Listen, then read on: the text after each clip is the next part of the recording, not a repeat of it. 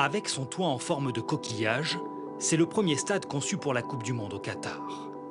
Inauguré il y a quelques semaines, il a une particularité, il sera entièrement climatisé.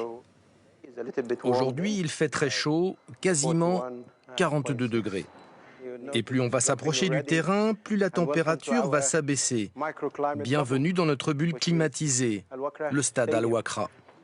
Le long du terrain de jeu, des dizaines de canons soufflent de l'air frais vers la pelouse. Ici, c'est de l'air à 17 degrés.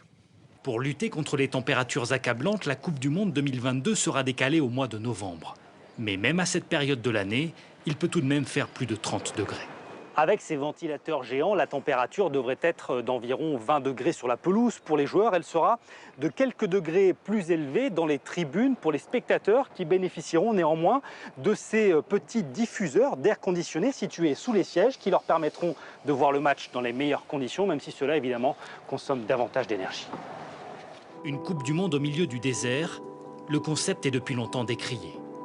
Alors le comité organisateur dit tout faire pour limiter l'impact écologique de l'événement et surtout, il soigne sa communication à ce sujet. Avec ce laboratoire à ciel ouvert où 36 types de pelouses sont actuellement testés. C'est la même chose qu'un peintre qui chercherait à créer différentes nuances de bleu, de rouge ou de jaune pour sa palette. L'idée, trouver celle qui résistera le mieux à la lumière et gardera une parfaite teinte de vert, tout en consommant le moins d'engrais et surtout le moins d'eau possible.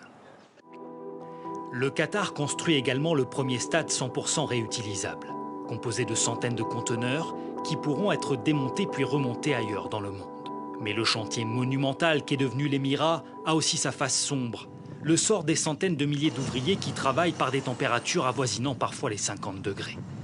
Le comité organisateur nous a ouvert les portes de ce logement qui accueille 700 ouvriers. Durant l'été, les chantiers s'arrêtent de 11h à 15h, au plus chaud de la journée.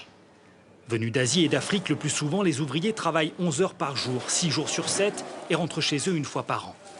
Nourris sur place et logés, notre guide gagne 315 € par mois et réside dans ce dortoir où l'intimité reste sommaire.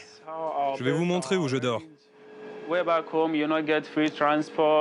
Dans mon pays, je n'étais pas nourri, logé, blanchi, alors qu'ici, je n'ai rien à payer. Ça fait vraiment une différence.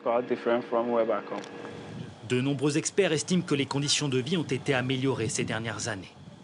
Mais nous avons entendu parler d'un autre logement, moins reluisant, à quelques kilomètres de là. À notre arrivée, les environs ressemblent à une décharge à ciel ouvert, d'où semblent émerger plusieurs individus. Ces hommes travaillent-ils sur les chantiers ? Nous n'aurons pas le temps d'en savoir plus.